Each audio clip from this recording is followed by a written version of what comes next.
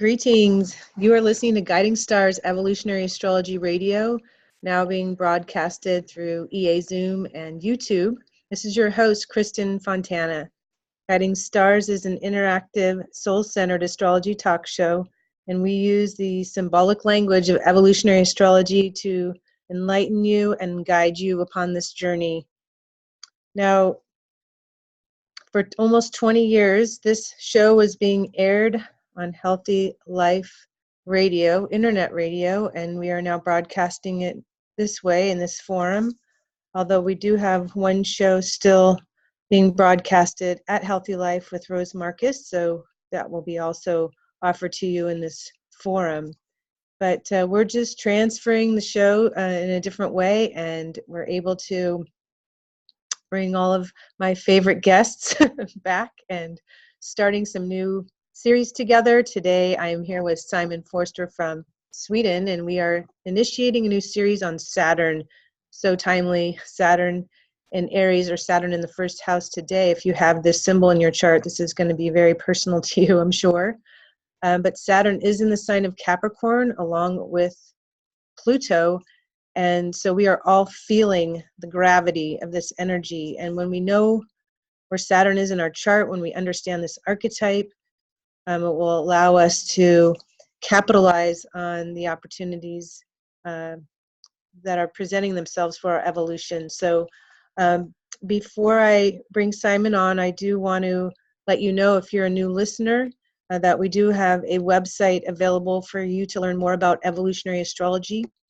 The website is schoolofevolutionaryastrology.com, and within that website we have a wonderful learning forum. It's a message board that's free. You can participate in practice threads or post questions, and currently I am leading a practice thread on the archetype of Lilith. It was an asteroid, that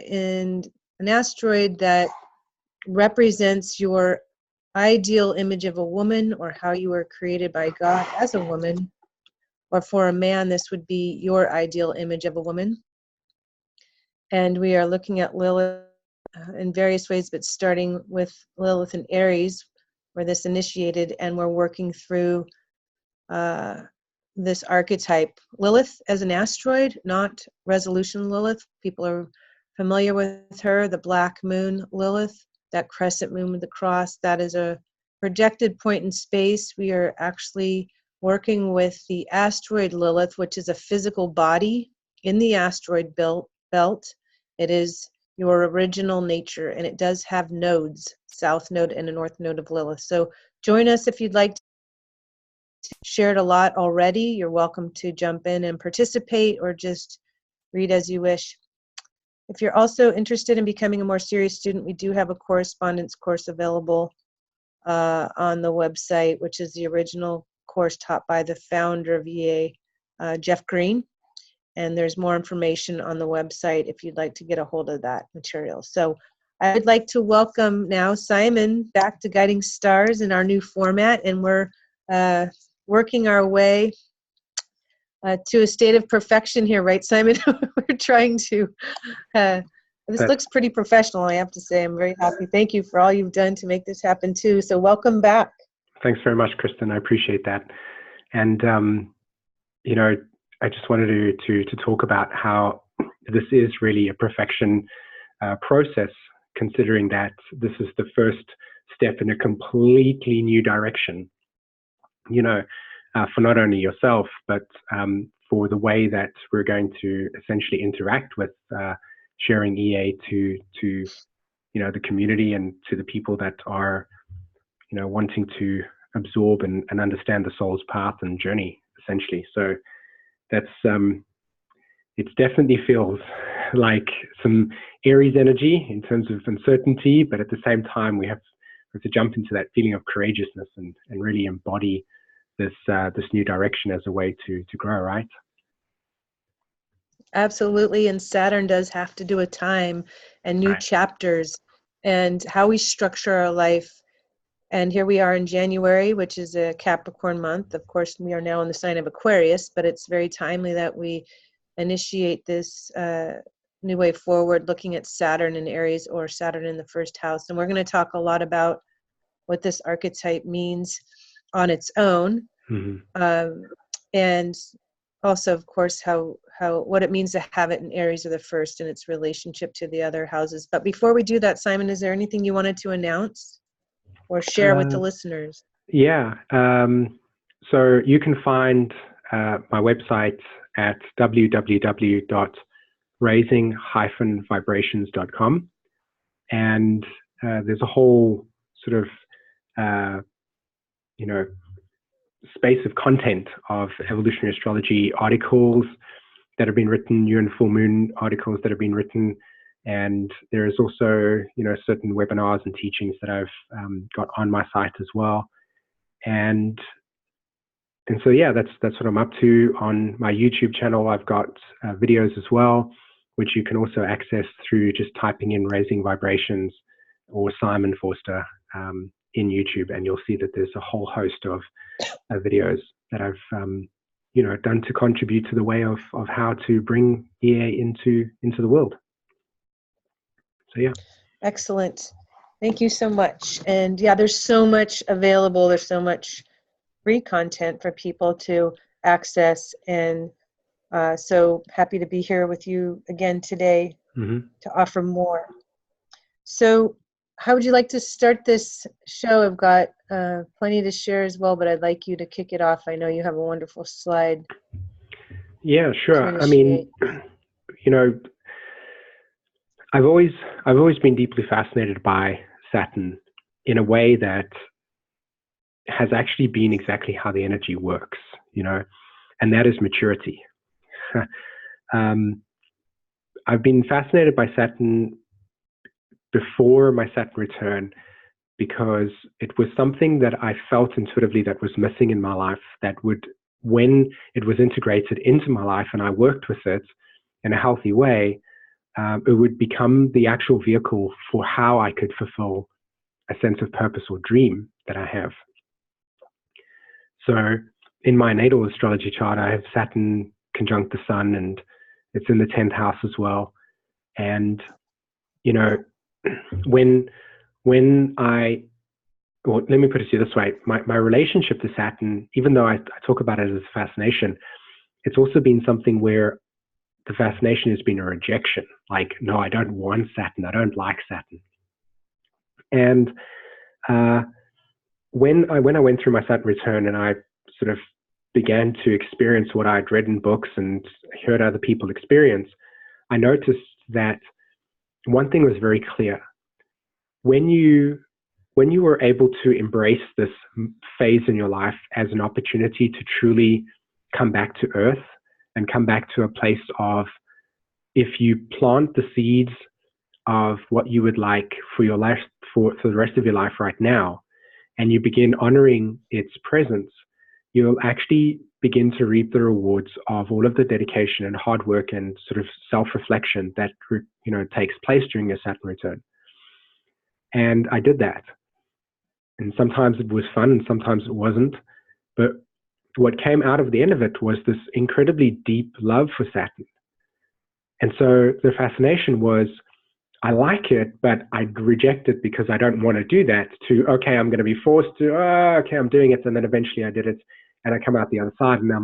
And now every single person I speak to that I sense and feel that Saturn relationship to, that have the same Saturn relationship to, that in a sense has been influenced a lot by just natural astrology on the internet of bad experiences and stuff, and people fear it, that I've begun to kind of really put a lot of attention in healing the Saturn archetype in the psyche of people through my own experience and my own relationship to it. And it's been really, I've had a lot of positive experience, or positive feedback and positive experience in people. So what I would like to contribute today, and which I was sharing with you before, was to look at the structure of Saturn as a way for us to embrace this archetype into our lives and work with this archetype into our lives, where the things that we can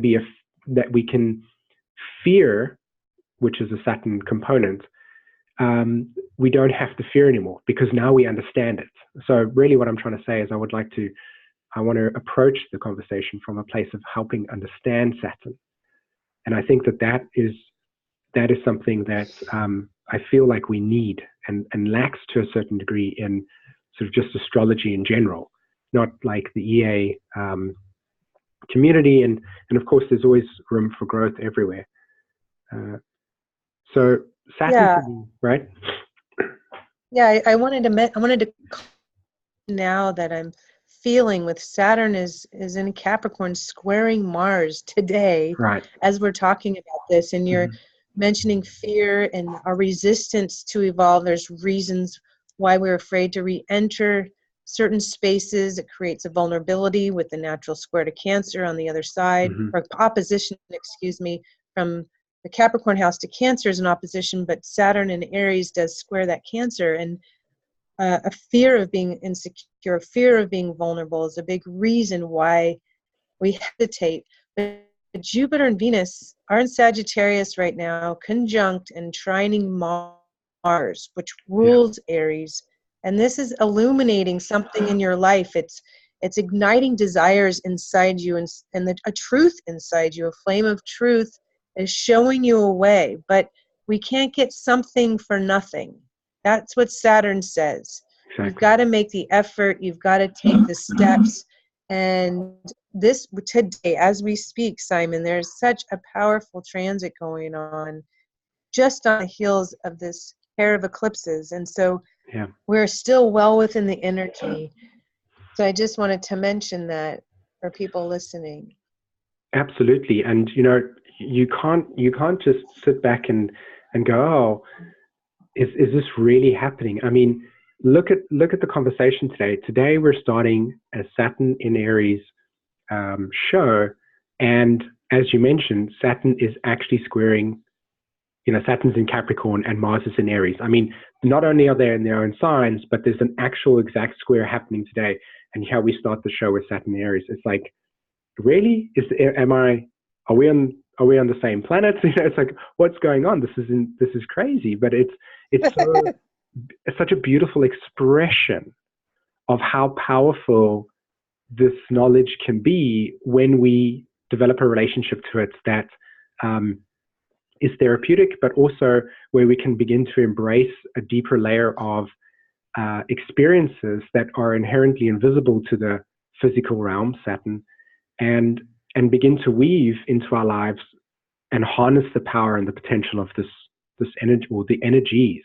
And I think Saturn in Aries is one of those archetypes that within a birth chart indicates a necessity for actually beginning to harness the potential of Saturn in a completely new way, and that there is a very strong sense of self-discovery that comes along with Saturn in Aries in a birth chart.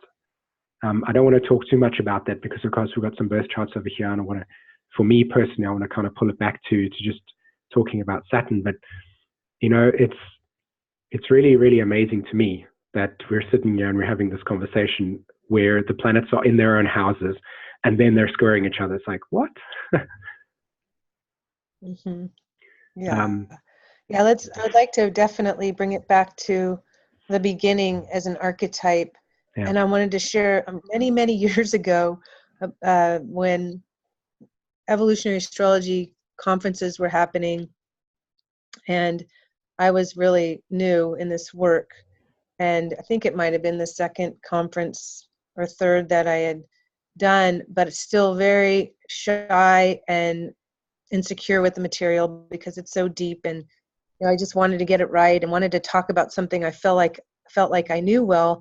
And Jeffrey said, I want you to talk about Saturn. I said, no, I don't want to talk about Saturn. It's just like, that sounds so depressing. What could I possibly talk about Saturn how could I do that for an hour and a half? And anyway, it was an incredible experience, and it was an important experience. I mean, I do have a 10th house moon, so in Aries, so here we are, 10th house moon in Aries, talking about Saturn and Aries today. And but I will tell you, in my journey with learning to love this energy, and believe me, when I mean, Saturn is transiting Saturn is exactly conjunct my Mars today too, by the way. So I mean, Oh my we're gosh. within reach, within a degree or so. This is not a coincidence. But there is, like you said, this harvest when you put the time in, the discipline, the determination, whatever it took, the blood, sweat, tears. There is a harvest connected to Saturn that no other planetary influence can offer, provide. And it's something sustainable. It's something that you can take with you. It's not light and passing or fleeting. It's something you can really sink your teeth into and you can pull from in your future. As you pull from the past of your own maturing, as you said, the time that you've put in, the discipline that was required, you never lose that. You never, ever lose that muscle memory.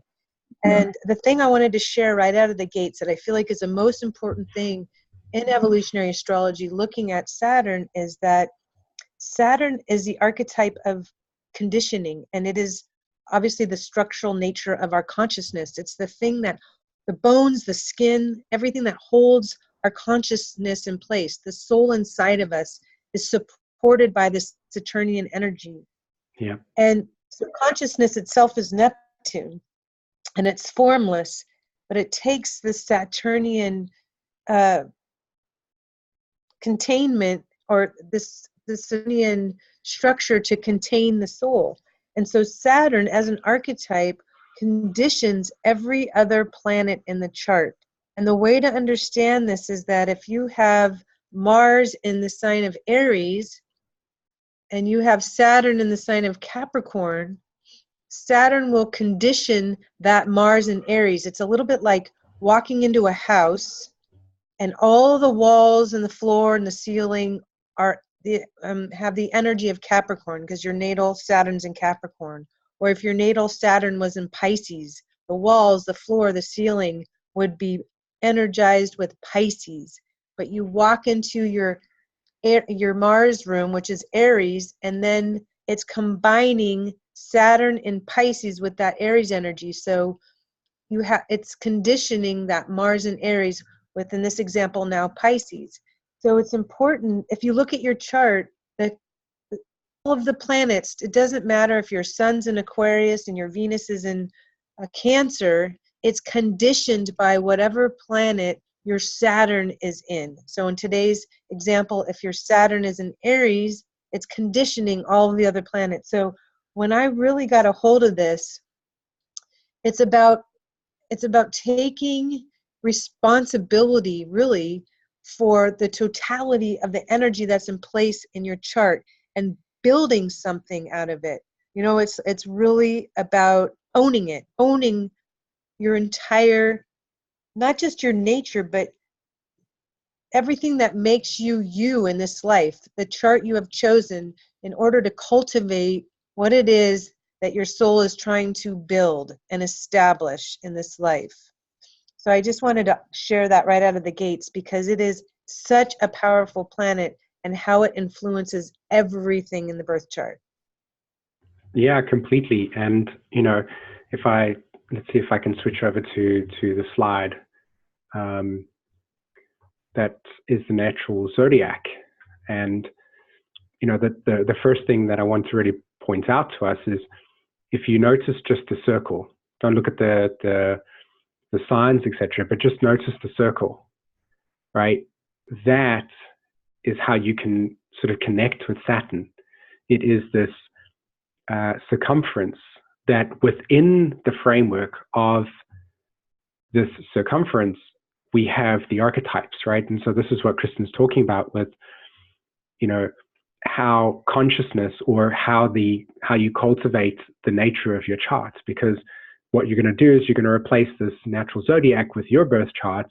And let's say Saturn's in Gemini, then the container, which is the circle here, you know, it's a boundary. We often talk about, you know, Saturn as it's the boundary within consciousness that essentially holds the space for the soul to be present with. Obviously, the soul is bigger than that, but it is the finiteness of your physical presence on Earth. And so when you connect with this idea of Saturn being conditioning everything in your charts, you've got to look at everything in your life as the the framework for what is going to and what is holding your essence to grow into, to grow through, Right. you know. And that's why when you sort of look at spiritual state awareness, the archetypes that would be associated with that would be Saturn and Neptune, because you're dealing now with the container. You're seeing your life, the exact place that you're born, and the family conditioning that you're coming into, and the structures that are there, and the values and the traditions, and the relationship between mom and dad, and how they are playing out as a conditioning factor for your early life imprinting, and how that will shape the South Node. All of these components, the social economic structure of dad and how he feels about life, and what rules he puts in place, and how mom responds to that, and grandparents, all of that imprints onto your psyche that then essentially becomes the framework and conditioning field for your life. And you will notice that when you really, really get close to Saturn in your chart, it becomes increasingly apparent how deep that archetypal conditioning really goes. In the sense of, just as an example, one person had Saturn in Aquarius, and it was like you could see the family history of a lineage of elitist type of structures in the life, and how that then imprints onto your life, and the potential, whatever the chart is holding in that moment, to either grow into another cycle of family history in which that becomes that Aquarius symbolism, or it is a liberation from that, and Yeah. it's profound to really, really get the depth of what you just said there in terms of Saturn truly conditioning the natal chart. But then when you see it in your own life, because that's what the natal chart is reflecting, your own inner space, it's very apparent. So yeah. I wanted to have people just imagine that. Again, I use the example bones and skin. This is all Saturn, the container that is holding your consciousness. Neptune, your soul, is obviously Pluto, but the consciousness, the word consciousness connects to Neptune, and it's formless. So if your skin and your bones, your Saturn element, let's say hypothetically, is in the sign of Pisces, and Pisces is, there's the energy of Pisces is highly sensitive. It's like this highly permeable membrane, incredibly sensitive to the collective, does not typically have strong boundaries. Use the word boundaries or barriers to protect itself. It's picking up the energy of everything in greater degrees than, say, somebody who has a natal Saturn in Capricorn. And so imagine that you have Saturn in Pisces. Maybe you have it retrograde, and I know that we do have a chart later with this example. You are going to things with far more fervor and sensitivity.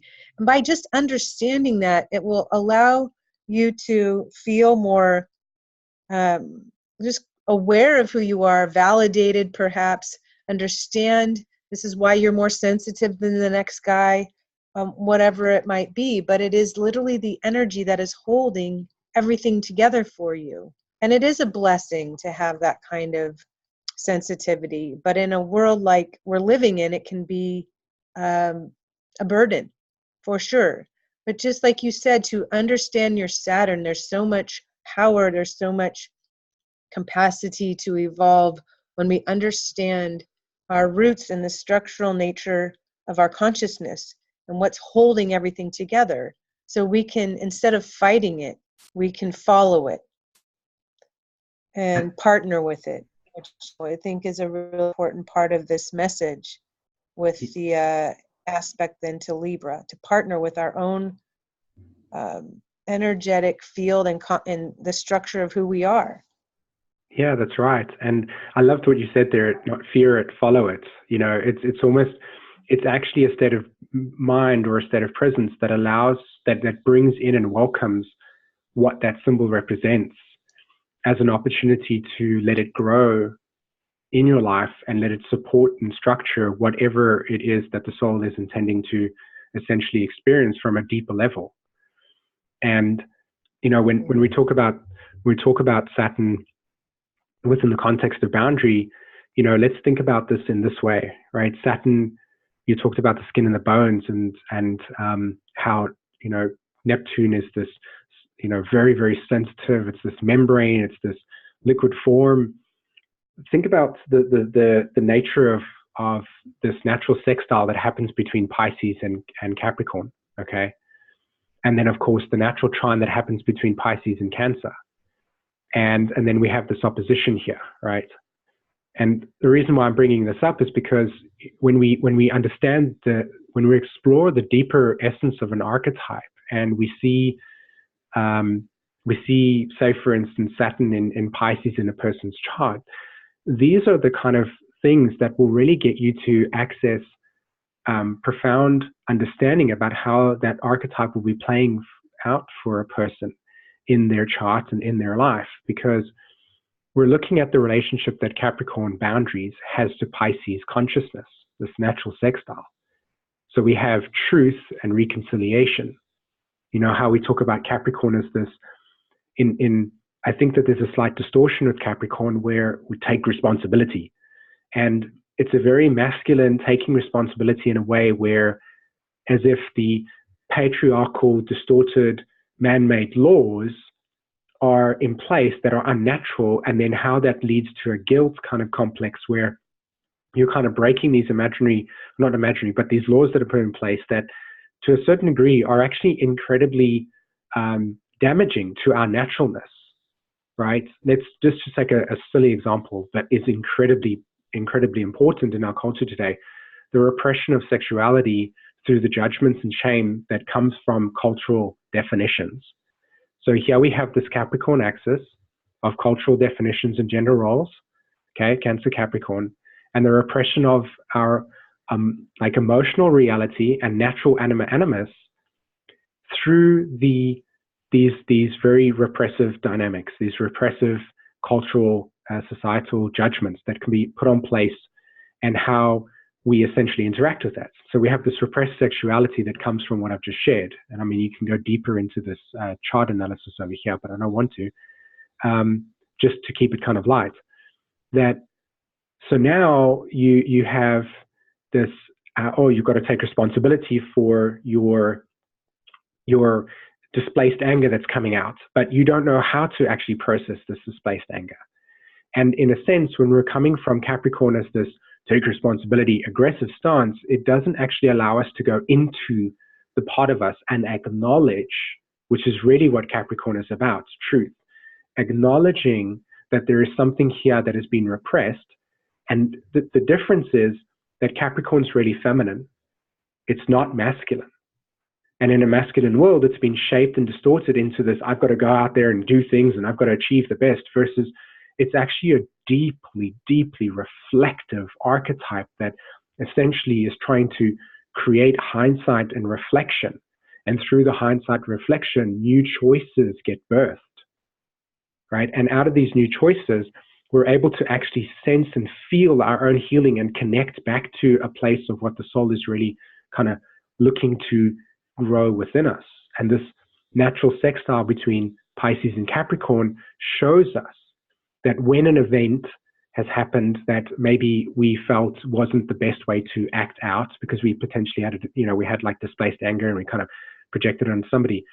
If the Capricorn comes in and says, okay, look, I'm really, really sorry. I recognize that inside of myself, through reflection, through time, that this might have not actually been about you. I realize it was about myself. I'm sorry. Do you forgive me? Right? So you acknowledge through Capricorn, and then you, in a sense, if you feel the need to, or then there's the kind of forgiveness that comes through Pisces. And what does Pisces symbolize here? It symbolizes a reunion, even also simultaneously a separation. So the boundaries in Capricorn in Saturn, hold us in a place of separating so we can reflect on our inner space, sextile, but it also is the capacity where we can find union back with the other, or with ourselves, or with a deeper meaning in life. And that's how we actually heal through these archetypes. And the last thing I want to put across is just how this opposition to Cancer and the trine to Cancer is how we're actually evolving through the emotional body in a way where being able to hold space for ourselves and hold space, as Capricorn teaches us, to grow into maturity, right? So as we mature, we grow into deeper states of reflection, deeper states of acknowledging that this is a growth cycle. Yeah, and I was just on the message board writing about this very thing and wanted to just share that it doesn't matter how evolved you are, what stage of evolution you're in. We talk a lot about looking at charts from an evolutionary perspective, understanding the chart of the soul in question based on where they are evolutionarily speaking. But it does not matter if you're in the first stage consensus or the third state spiritual state, the third stage, of the spiritual state, the most advanced stage of evolution. You will be feeling that fourth house push at all times, because it is through that door, the emotional door, that the soul evolves. And even though at an advanced stage of evolution, you're able to access more of that divine kind of unconditional love and support, you're still a human inside a physical body. You're still limited by that form. You will still feel all of those vulnerable emotions that any soul feels inside this human form. Your ability to grow through those experiences might be better as you evolve, or stronger, but they don't stop. This is what continues to keep us very conscious aware of where those insecurities still exist, where we need to do the work, where we need to stay disciplined. But it's something that I've really observed in the last 20 years in this work, is that, I think it even gets harder. I could say it gets harder as the soul evolves in ways, because as you evolve, you expand your consciousness, then you're taking on more, then you're asked to deliver more.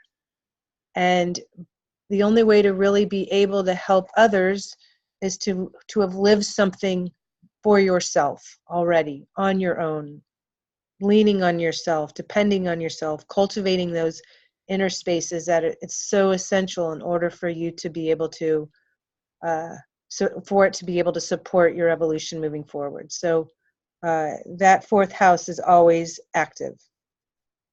Yeah, that was so beautifully expressed, because to me, when you were talking about it, it just pointed to how these archetypes again just interact with each other, particularly. And so much of Saturn and what it represents in our chart is the encompassing of that soul's journey.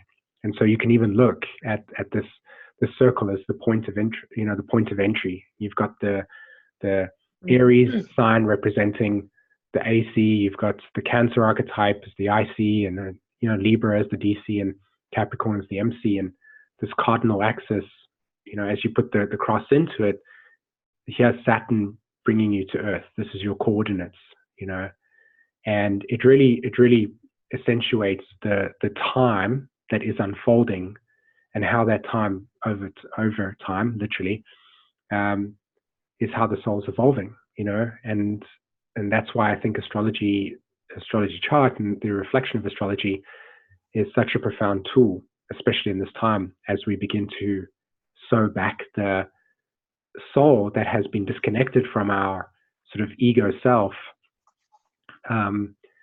through many reasons. I just wanted to point out that, with today's conversation being, Saturn in Capricorn, immediately when you look at the natural zodiac, there's an inherent square that takes place between Capricorn and Aries.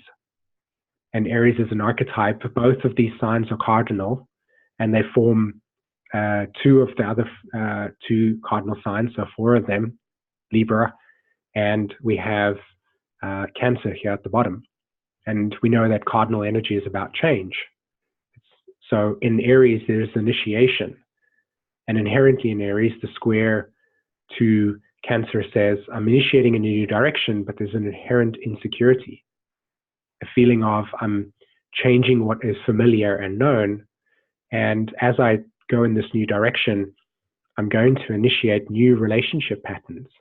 I'm going to meet the other in a completely new way and meet life in a completely new way. And this Capricorn energy over here reflects to us that journey, as you talked about earlier, that journey that we embody. And this natural square that takes place between Capricorn and Aries actually is where, when we essentially start a new direction, we're going to break free Capricorn. Well, should I say, we're going to liberate ourselves from the boundaries that once held us in a safety. And we're going to be wanting to spontaneously go in a new direction. And sometimes Capricorn doesn't like that. You know, Capricorn doesn't, it's not its role to go, okay, guys, let's be reckless with everything. And it's the complete opposite. It's like, let's keep everything in a circle. Come on, which is why the nature of judgment is associated with Capricorn, right? It would be funny to actually see, even though Jeffrey does talk about Capricorn wanting to inherently lose control as a way to access the Cancer archetype, but it's not going to naturally. But Aries wants to. And so you can see this natural tension between the desire for freedom and the desire for safety and security, and how when you do have this energy in your chart, you can struggle between this sense of wanting to explore versus this need for responsibility in your life, you know? I don't know if you've got... You know, I would say that... Oh, go ahead. Sorry. Yeah, no, you go ahead. I was just going to say that with respect to Saturn and Aries, then, in a follow-up to what you just said, there is a need to lose control. And with Saturn and Aries in the first house, it's because they want to. Saturn and Aries does want to be in control of their independence and their freedom. But this Saturn energy as an archetype does have an equal and opposite need to lose control. Mm-hmm. But through Aries, it's because they want to. I mean, Aries wants to throw off all the limitations, everything, and move into this archetype directly. I wanted to remind people that Saturn correlates to this natural boundary as we've been talking about, not just the skin and the bones that are holding your soul inside, but the natural boundary between the subjective, unconscious, and the unconscious. So there's a boundary there because the unconscious within us contains all of our memories. And if people had access to all of our memories of all of our past lives, you would be so consumed with what you did right or wrong that it would impair you in your growth. So there's a natural boundary there that was created by God, which creates its own kind of stability. We have to re-enter spaces that are unresolved. If the past has been interrupted in some way, and as we all know, we pick up where we left off. And if we were to read the past because of having to relive it, because it was not resolved, and we have full memory and vision of what happened, and there's an experience where we know we were completely abandoned or betrayed by somebody, we're going to hesitate. We're not going to want to re-enter that space, but it's something the soul has to do. So there is a natural boundary there between the subjective unconscious and the unconscious, and that is Saturn also. Thank you so much for sharing that, by the way, because I'm busy doing some work on integrating Chiron into, and of course, Chiron, you know, has a very strong association with the Saturn Aquarius archetype. And I drew this over here to just illustrate that boundary in the natural zodiac where Capricorn sits here, and then there's that boundary between Aquarius, the subconscious, individuated subconscious, and the collective unconscious, Neptune, you know. And it's so important to realize that when we do sort of deep therapy work and we go into to understanding the relationship between the subconscious and the conscious and that boundary that Saturn actually puts in place, we will essentially like not re-engage in something because we're aware of that abandonment of that trauma, and it prevents us from actually healing it to a certain degree. So they have to happen at like sporadic moments versus just being fully conscious of that multidimensionality. I think it's very important, because too much stuff coming to the surface, you're gonna you won't be able to handle it. So that natural boundary there is there's no way. We know, in looking at these three symbols, Capricorn, Aquarius, and meditation. Capricorn, Aquarius, and Pisces. Yeah. In meditation, let's say someone makes a decision to meditate, and they're sitting in that space, and they're going to spend their time doing this, Capricorn.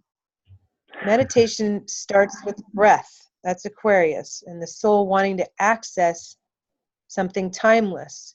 So as the breath stops and the soul reaches a state where time stops too, and there's no more cause effect, it's the soul accessing this state of timelessness, the body will experience something that feels like an earthquake, right? Because the soul is accessing that space of timelessness.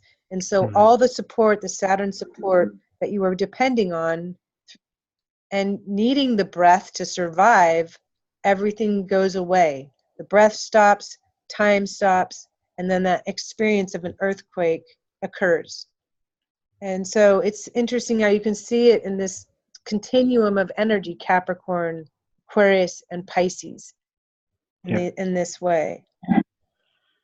No, that's again beautifully put, and a really, really healthy way to begin working with Saturn. I've actually got a video on my YouTube at the moment that was just recently released, maybe like 2.5 weeks ago, where it was a dialogue with Saturn, and just talking about the different ways that Saturn represents itself in our chart. Family dynamics, the path to individuation, and we've got 2 charts that I'm sure we want to look at. But this path to individuation being that the individuation process that is held within the soul, in the Aquarius realm, it has to come through the ego structure. And again, we're looking at the Cancer Capricorn axis again here, and we're seeing that the ego is formed in Cancer, but there is a boundary that holds the ego sense of self in place, which is the Capricorn archetype. So when we're reintegrating the individuation process, that integration has to come through the context of Saturn. So there's another profound point of how Saturn Capricorn in the 10th house in the chart will show you very clearly how the soul has set up a structure to essentially, on one level, absorb, and on another level, kind of embrace or mature into or grow into what is inherently coming through from the soul.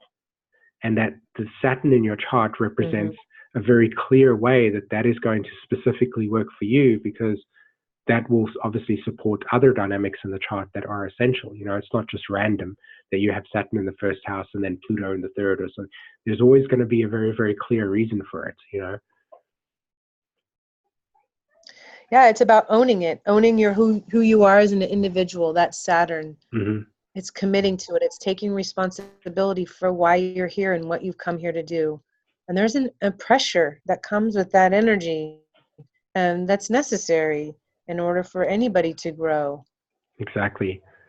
So shall we look at a chart that, we've got 2 charts, and we'll start with this one over here that, there's quite a lot of activity actually in the 1st house.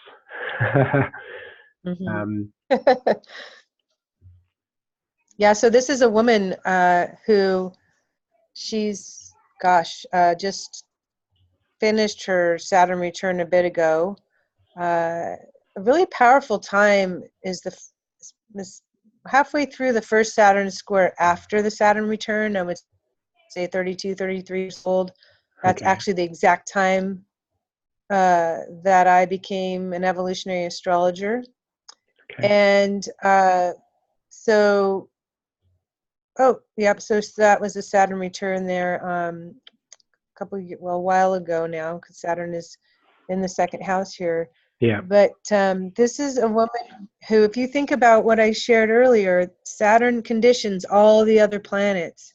This is a wild child, gypsy soul, had very many nomadic lives in the past. She is a Sag to the core, obviously a Sagittarius sun, but that Saturn in Sag conditions every other planet. Her need for freedom is total. And when I Right. first met her, she was wearing buckskin and had a backpack, and she walked into an evolutionary astrology conference. She'd just been living out on the land and doing primitive skills, adventures and workshops, and everything she had was sitting in that backpack. I mean, she was just natural to the core. And then her need for freedom, for adventure is just, her appetite for it is just voracious and still is.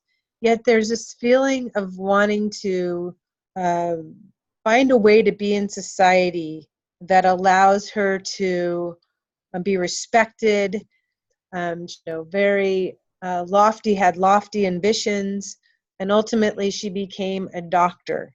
And so, look, when I first met her, she was as wild as they come, and yet coming into her 20s, she had to figure out a way to fit in the world and Okay. to appear professional and everything else. And yet, as a doctor, she also has these primal roots and a connection to natural medicine, but she's in a formal world practicing medicine, so it's very much an East meets West phenomena. Yeah. And I would say too that her greatest struggle has been around being able to be in relationship. You can see her need to be in relationship with Pluto and Venus, balsamic, and Scorpio in the 12th. I mean, it's total to be able to merge with someone. Yeah. But there's this cardinal energy always active about wanting her freedom and yet wanting to be with the partner. And it becomes this emotional paradox that she's created for herself. So she's attracted people that only meet some of her needs, not all of them. So it always guarantees her an exit point. Okay. Ultimately it will take a certain sort of partner that allows, or that has the same need for freedom, that doesn't coddle her too much. Of course, someone who cherishes her, but not makes her the center of their universe, where she can, have a little bit of both worlds happening here. So a lot of ambition, a lot of drive, a lot of passion. She's an incredible athlete in the world. I mean, anything that she can do on a surfboard or a snowboard, she's first in line for. So she's very wild in her essence and her nature, and learning how to work her way into the world, honoring that nature, but also being a part of society and being able to provide for herself, not leaning on a partner financially in any way. And so that's how this Saturn in the first manifests. And anybody who ever tries to step in and curtail this need for freedom is gone. Okay. She reacts to that kind of experience. Necessarily so. This is Right. something her soul. Look at this Saturn-Sun conjunction is balsamic. We Yeah. put the sun is a center point here. Saturn has come all the way around the zodiac. So, and it's making these beautiful trines to her north node. Yeah. And so a question that I have is with this T-square that happens between, I suppose, and maybe Chiron and Mars, Jupiter. So maybe we just focus on those squares that are taking place over here between Pisces and Sag. Her relationship to discovering her intuition and trusting herself over and above, say, for instance, maybe other people's vision or other people's ideas about what her sense of individuality. How did that show up for her with Saturn in the first house, needing to be almost like asking her to, validate and bring her intuitive self, that part of herself that was inside of her that said, "This is my vision, and this is what I wish to take and do with it." Did she ever reflect that as not necessarily a struggle, even though it's those tension aspects there, but a need for, well, maybe that's what you were sharing. She's trying to find how she can bring her creative, free self to a world that is essentially still held within a more methodical Saturn not as intuitively defined. You know, we don't live in a world that honors a lot of medicine healers and artists and storytellers. It's, Right. you know, right? Which is what I suspect that the soul can be incredibly, profoundly great at, which is the capacity to really teach us what life is like through natural experiences versus maybe having to learn academic. Not saying that, you know, like you said, she became a doctor. So, you know, both sides of that situation is apparent in her life. And I wonder what that square shows Well, you up can as. see that, you know, Neptune rules the Mars, Jupiter, Moon, and Pisces in the fourth, and that Neptune's in her second. Mm-hmm. So there's a need to all these themes around self-reliance, emotionally, financially, being a woman in a man's world, not Right. feeling limited in any way by that, establishing herself and her own authority in the world. Again, there's a lot of codependence and attachment to partners in the past that have you know, put her up on this giant pedestal and in many ways provided for her in every way. Okay. And this life, she wants to shoulder it all on her own. I mean, not that her own pursuits have not been important in other times, but she's had relationships for many lifetimes where she's been worshipped and uh, and and totally taken care of in every Mm-hmm. way. And so, you know, she wants to be able to shoulder at least half of that on her own. And by the way, when you would not even recognize the person I met initially compared to how she presents herself in the world today, because she has to. She lives in this world of alternating extremes between the professional woman and everything else that's going on inside of her, which is this wild and free-spirited gypsy soul. Right. That's very drawn to natural ways and medicines, but also understands that there's a place for the Western world and how we heal people and take care of people. Right. And so it's about balancing both worlds and finding a way within it where she can also evolve emotionally, but also emotionally, of course, is the way we've been talking about how anybody evolves. Yeah. I would say the emotional part that hasn't been tended to enough in other times. It's always been about the adventure that she's been after. So Exactly. the square from Saturn in Aries to the fourth house, being thrown back on herself perpetually through her partnerships that she's chosen and entered in the past. I mean, this is evolving for her. She's come through a Saturn return. She's in her 30s. And so she's progressively attracting people that are more inwardly stable themselves and more balanced. So But with that's the Pluto, Venus, balsamic, and Scorpio, there's just a lot of karma around her partnerships that have been extremely imbalanced in the right. past. Okay, so that's really you know, great to see, because here's the Saturn also functioning with the square, the natural square to Jupiter, where so Jupiter's what, in the first quarter square to Saturn here, and it's an indication that Right. she's trying to actualize inherently a vision, Jupiter, that is culminating Pisces, something about the past with that balsamic Venus Pluto there around relationships, but also trying to at the same time actualize a new vision into the world that is rooted in what, from what I can understand, is a desire to not be too extreme in both visions, i.e. one being completely free Right. and then not feeling that stability, and then on the other side being so disconnected from one's own inner space, inner intuitive place, that it's almost like a feeling of hopelessness or meaninglessness that then, you know, feels to me like it could actually bounce the soul back into going like, okay, I need to do the opposite. And now this, with the Saturn at the first house, especially with the Sun, there's kind of like a need to find, like you said, this balance of integration and seeing and almost like weaving two visions together in a holistic way, as they both represent one side of the coin, but together they are balanced, right? Right. Her sense of identity and purpose is completely all about her role in society and her career and her profession, and being a doctor in the world, and helping others heal. That is, but there's this need for nurturing and a need for connection. And as you said, her identity is not because of a relationship she's in. It's absolutely a result of, yes, that Leo midheaven, her creative life purpose, and how she brings who she is to the world.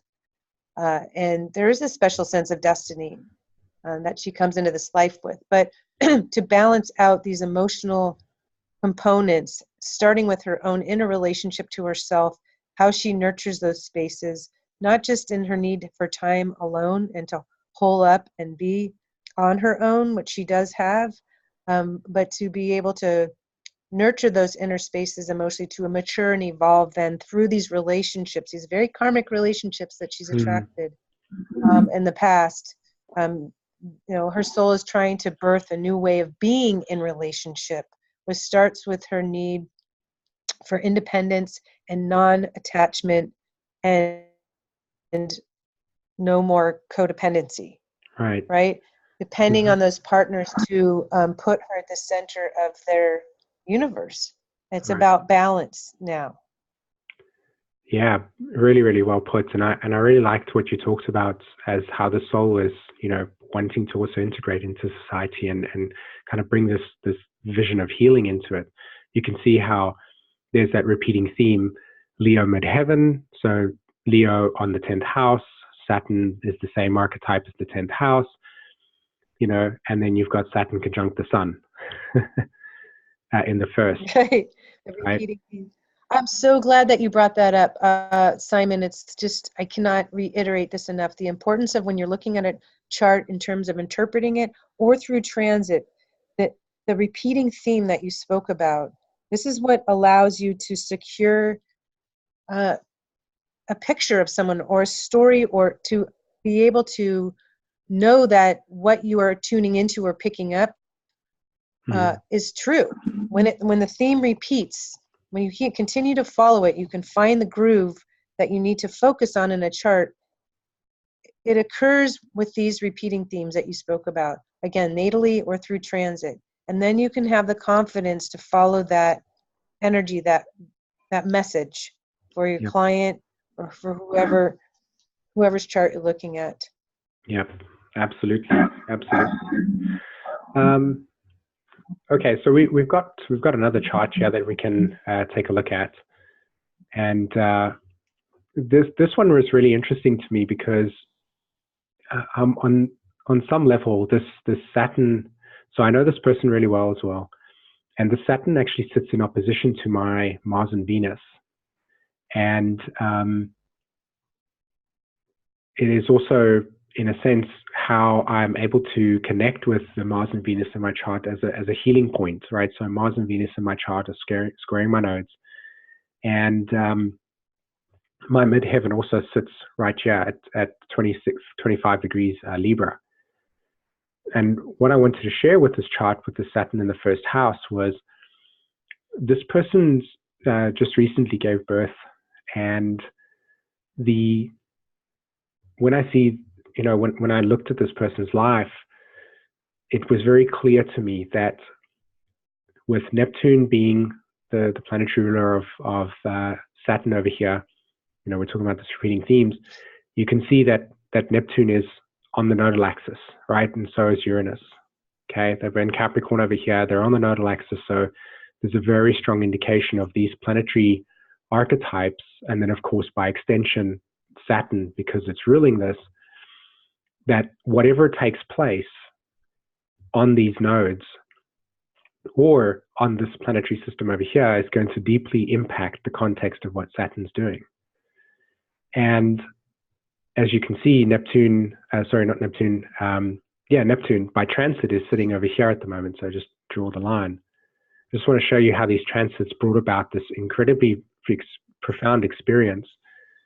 So you have Neptune sitting here at the moment of like 14 degrees Pisces, so just on top of that Saturn. And then you have Pluto that's just about to hit the Neptune.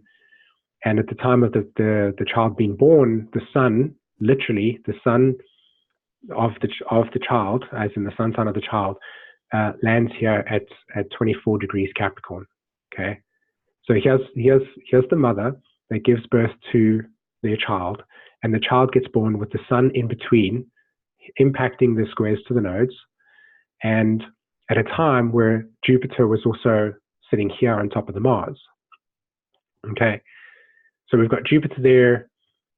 Here we've got these symbols over here. I think Venus was even returning to the exact same point. So here you have, again, like I said, this mother that gives birth to a child, where on the synastry chart, you're going to have incredibly profound activations. And then, of course, you've got natal Uranus or transiting Uranus on top of this person's south node. Now, I know that's a lot to take in, and I apologize for that, but I feel like it's really, really crucial, because as the child comes into the world, the soul experiences an incredible, strong impression of patriarchal conditioning that, in a sense, not only speaks to the sadness and the reflection of how patriarchal oppression has deeply, deeply disconnected us from the feminine, in almost to the point where we have completely lost faith in our intuitive capacities, and we have had this super identity placed over it that says, don't trust Mother Nature, trust our intellect. And it's not to go to the extreme where we forget about the capacities that we've been able to create using this masculine form. I mean, we're using technology at the moment to allow us to have this. But in terms of what is essentially natural and natural motherhood and a child coming into the earth, the relationship between the symbiotic relationship between the mother and the child was broken and separated. So firstly, the doctors said, you can't do this because this happened. And we know that this is not true, because what they wanted is they wanted a schedule in which the baby needed to come out. And the baby said, I'm not ready. And so they kind of pushed it consistently. And here's this mother, Saturn in the first house in Pisces, feeling completely overwhelmed that their sense of authority is, they have to surrender their sense of authority, or they surrendered their sense of authority because the structures sort of said to her, this is what the rules are, this is what you have to believe. And here's the soul with all these squares and tensions saying, but I feel something different. But there is no support. There's a complete lack of support. Mm-hmm. You can see how this moon is in opposition to all of this over here, even squaring it. And what this chart speaks of with the Saturn in the first house is, as this child comes in, it gets born into a time in which one of the things that's really heavy for us right now is the realization of how much repressedness there is on the natural, on women, and how we have up until this point in time really, really neglected this aspect of ourselves inside of ourselves, and it's showing up as women wanting to break out and become more natural in their way and more free in their way. And you talked about Lilith, this is the work that you're doing with Lilith, essentially is bringing this part of ourselves back to the world. And I don't know where Lilith is in the chart, but the focus with Saturn over here is consistent impressions from early life of a deep patriarchal father that was incredibly judgmental, that was incredibly, hypocritical, that had a deep struggle with alcoholism, and also that there was an intense surrender. I mean, this child was actually locked in a car for a period of time because it needed to be taught a lesson that if you're crying, then you're the word in South Africa is called a sissy, right? You're weak. And here's these impressions of Saturn in the first house with Pisces over here, that your parents or the protection mechanism around you has failed you. It's not there.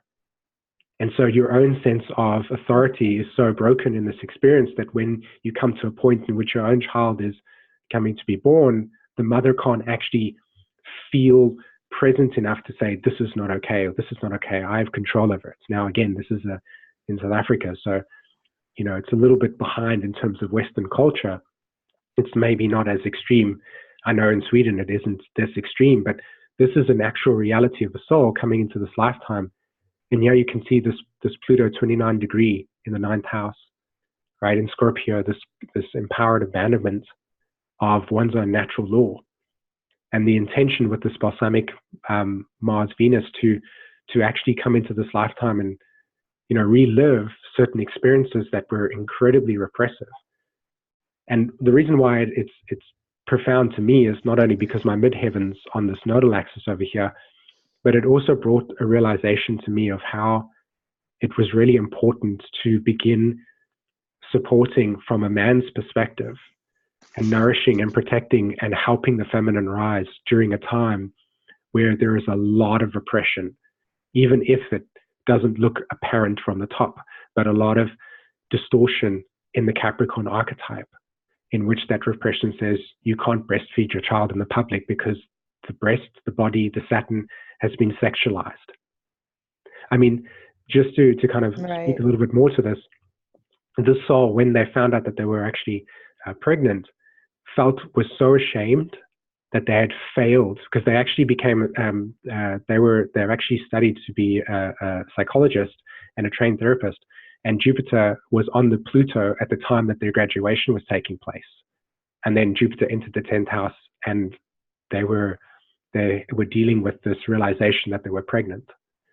And, you know, this collective shame of, I failed everybody. I'm shameful. I need to reject this. And I actually see that even though this entry into the child, I just want to know if the baby's okay. yeah, the baby's fine. The baby's amazing. The baby was born with the moon in Aquarius. And I'm like, because I didn't know this story. No, the baby's good. The baby's good. But the baby had moon in Aquarius. Okay. And the point of the Saturn was that instead of the baby coming, it was a cesarean section, unfortunately, and so the baby kind of came out of its own will. You know, it had to surrender its will. I mean, here's how this mother gives birth to a child with Saturn in first, but they couldn't do it the natural way. So they're in an incubator. Mm-hmm. They're just like getting some breath, etc., like some air, and you know, the baby's fine. It's healthy. It's beautiful, etc. But the experience of the mother connecting to that symbiotic relationship was broken, initially at least, and that brought a lot of past life trauma. And again, the intensity of the experience is not like, oh my God, there's this drama. It was just a very, very clear, apparent realization that this child was bringing through not only an incredible healing potential, because it definitely had the impact on me, but also how the circumstances were bringing to the surface, Capricorn, Uranus, Neptune, collective, you know, stuff that we're trying to work through right now as Pluto transits that. And how the Saturn in the first house represents the soul gradual process of coming back to confronting those societal judgments and persecutions of, this is how you should raise your child, and this is how you should raise your child, and you should do that, you shouldn't do this, and constantly going, no, don't care, not going to do it that way, I'm doing it my way, you know. So even on the other side, the soul actually has the potential where they go like, look, sorry, this is how I'm going to do it.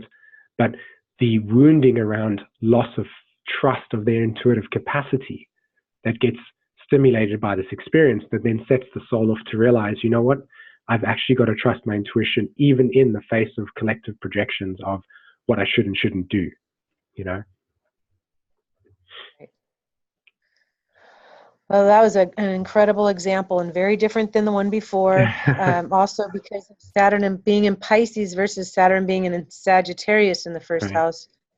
Very different. Also, this Saturn is retrograde. Yes. So exactly. There's having to repeat some past experiences along these lines, and of course, a great grief goes along with this. You talked about reflection. It's a depression. It's a grief at what's happened to the natural ways of becoming a mother, natural ways of being in the world, and a lot of the guilt that those two, the couple, took on as a result of conditioning. It's not natural guilt, it's conditioned guilt, or remorse, or regret, or I failed. It's nothing to do, you know, this soul wanted to come through. The soul came through and an act of love naturally. And so it's what we do with our conditioning that becomes a problem. And anything that is learned over time that we've taken on is meant to be expunged. It's meant to be thrown off. Anything that is natural that we have guilt about, which is a Saturn experience, then natural guilt is meant to stay in the soul forever. So we don't do whatever we did that created that guilt. Right. But there's a large amount of conditioned and learned guilt that people lug around that they don't need to. And this is one example of it. So hopefully the child and the raising of this child will offer some healing for both of them. Right. All right, Simon, we need to close the show, and I'm sure there was just another several hours we could have talked about Saturn in Aries or Saturn in the house. But we're going to come back with Saturn in Taurus or Saturn in the second house next month. And I just thoroughly enjoyed our new system together. I love the visuals. I love connecting with you in this way. It feels like an evolved expression of guiding stars. It is. And I hope all of you listening are able to benefit by this, the initiation of this series that we have together. Any last thoughts for you, Simon? Just to kind of echo what you were saying, you know, this is really an amazing space to connect and share this material, and I really had so much fun. And on the screen at the moment is a way that you can connect to both myself and Kristin. And you know, if you've got Saturn in the first house and you're looking to process through some stuff, and you feel like you want to talk about it and have a reading, etc., then that is where you can contact us. And I'm super looking forward to talking about Saturn to the second house and throughout the whole houses. And I really hope that you know, everybody finds value in what we've shared today. All right. Thank you so much. Yep. We'll be together for the next year. All and all of us are going to be experiencing Saturn in Capricorns, Pluto in Capricorn for a long time here still. So it's a way to understand how to move through this gracefully or as best as we can. So thank you so much. We'll be back next month with Saturn. And I will be back here next week with Rose Marcus looking at the transits for next month. Until next time, namaste.